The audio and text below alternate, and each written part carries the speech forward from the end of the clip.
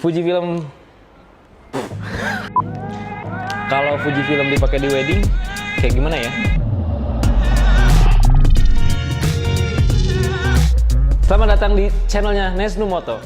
Kenalin, gue Ekil. Gue di sini sebagai videografernya Nesnumoto.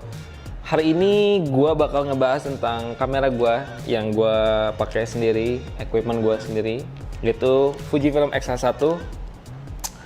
Jadi hari ini kita bakal ngebahas tuntas Fujifilm X-H1 ini untuk penggunaan wedding ya.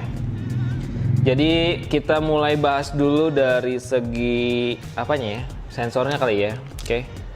Fujifilm ini kamera ini dia tuh pakai sensor.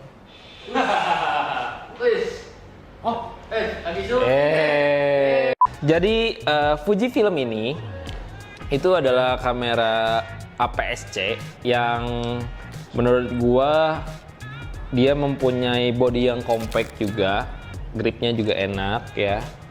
Nah, Fujifilm ini dibekali dengan 24 megapiksel, itu extran CMOS sensornya.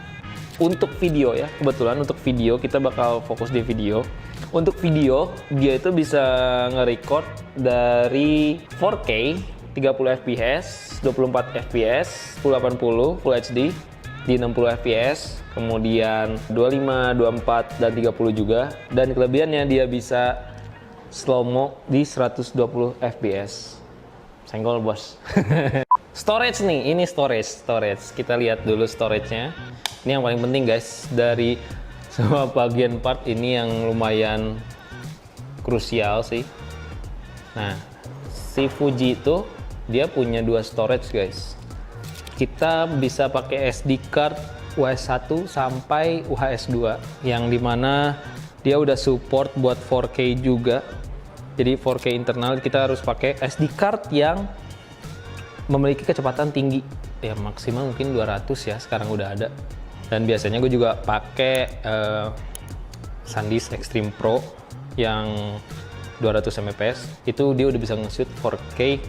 Pokoknya di sini dia udah memiliki dua slot SD card. Jadi kalau kalian ada, misalkan ada dua SD card atau lebih, kalian bisa masukin kedua-duanya untuk cadangan ketika memori kalian penuh. Jadi kalian gak usah gonta-ganti memori, langsung aja hajar kayak gitu.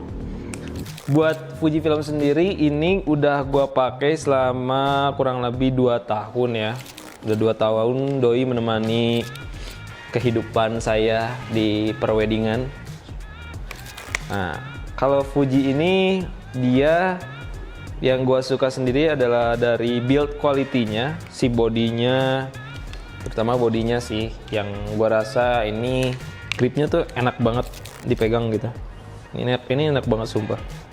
Tuh, jadi ngepas aja sama tangan gua. Jadi ketika untuk nge-shoot handheld atau segala macem, dia lebih balance aja ketimbang kita harus beli apa namanya body cage gitu buat jadi pemberat. Tapi ini menurut gue udah lebih dari cukup sih, worth it banget. Kemudian juga di sini Fuji membekali layar yang tilt shift ya. Untuk warna ya, apalagi kalau kita sebagai videographer itu pasti bisa ngebedain antara warna ini dan viewfinder ya. Untuk akurasi warna sendiri kurang lebih nggak jauh beda banget lah ya, hampir sama. Tapi tetap aja kalau yang namanya buat kita lebih akurasi lagi, tetap kita ngelihat di viewfinder, karena range viewfindernya itu lebih enak dibanding ngelihat warna di monitor. Itu menurut gua pribadi ya, karena gua pasti untuk selalu ngecek dari segi WB itu pasti gua ngecek dulu dari monitor, baru gua bisa ngira-ngira oh dia segini dapatnya. Fuji juga mempunyai beberapa fitur kayak WiFi, terus juga NFC, kemudian Bluetooth, dan ada beberapa slot di sini juga. Kita bisa lihat di sini ada slot. Ini slot apa ya namanya? Kalau kelihatan ini ada slot. Ini slot dari audio. Terus ini USB. Ini USB juga tapi USB-nya yang gede. Ini USB yang biasa ditemuin di hard disk kalau nggak salah. Fuji ini dia dibekali ada beberapa color profile. Nah, kalau profilnya itu sendiri itu ada Astia, kemudian di situ ada Vivid, ada Classic Chrome, Provia, Eterna juga, dan F-Lock ya. Dia bisa pakai F-Lock. Oke. Jadi color profile apa sih yang sering gue pakai di wedding ketika nggunain kamera ini? Itu biasanya di wedding tuh ada berbagai ya. Jadi yang kalau gue milihnya gini, ketika gue turun wedding, gue as always pakai color profile Classic Chrome. Kemudian kalau di prewed itu gue lebih sering makainya Eterna dan F-Lock. Ya, Classic Chrome kadang-kadang sih. Tapi dua ini yang paling sering, Eterna dan F-Lock ya. Terus kita akan ngebahas lagi tentang mountingnya.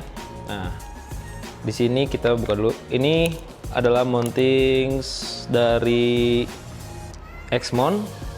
Nah, Xmon nih dia banyak sekarang ya lensa-lensa aftermarketnya udah menjalar. Mungkin Fuji udah mulai memberikan akses kepada vendor-vendor lensa.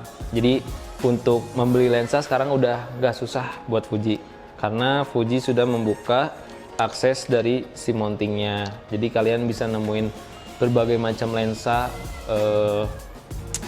dari Sigma, dari Samyang, atau dari berbagai macam si mereknya ya.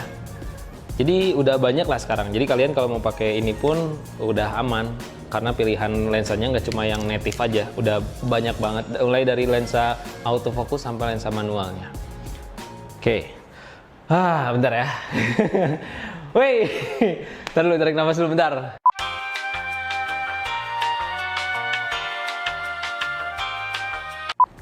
Di wedding itu gue pakai ada 3 lensa nih di sini.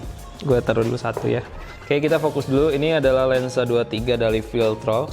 Ini lensa yang gue pakai untuk nge-shoot wide. Ini wide, kita pakai 23. Terus juga ini f1.4. Untuk wide ini enak banget. Ini di autofocus juga oke. Lensa ini harganya untuk barunya kurang lebih 4.200.000 kayaknya ya.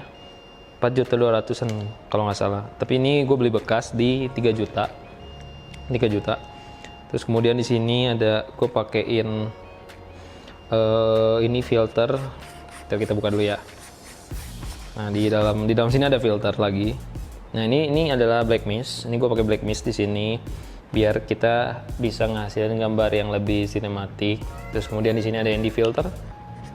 ND filter nih fungsinya sebenarnya buat outdoor. Kalau kalian tempat yang panas juga, terus kalian nggak mau ngorbanin si f-nya yang 1.4 dan tetap dapat bokeh. Nah, kalian pakai ND filter. ND filter dia bakal nge-reduce cahaya yang masuk ke kamera kalian, dan juga tetap masih dan juga tetap mempertahankan aperture yang kalian punya ya. Jadi kalian kalau mau ngambil gambar bokeh di tengah siang bolong ya pakai ini. Oke, terus di sini ada kamera lensa andalan gua. Ini salah satu lensa yang sering gua pakai. Oke. Ini ada 7 Artisan. Ini ada 7 Artisan 35 f1.2. Ini f1.2. Ini adalah salah satu lensa yang gue pakai untuk nge-shoot jarak-jarak deket ya. Ini juga buat beauty juga.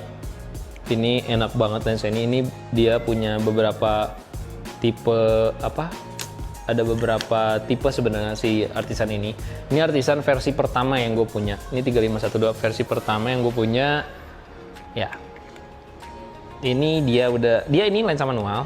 Lensa manual yang ya ini menurut gue worth it. Harganya sekarang itu paling cuma 900.000.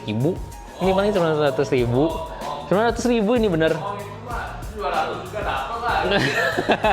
Ini 900.000 guys. Serius, ini gue beli bekas 900.000. Kalau barunya gue nggak tahu ini berapa. Ini 900.000. Ini kalian bisa nemuin banyak banget. Ini salah satu lensa manual yang menurut gue enak. Dan ini ada flare-nya loh. Nanti gue coba posting, ada flare-nya dikit banget.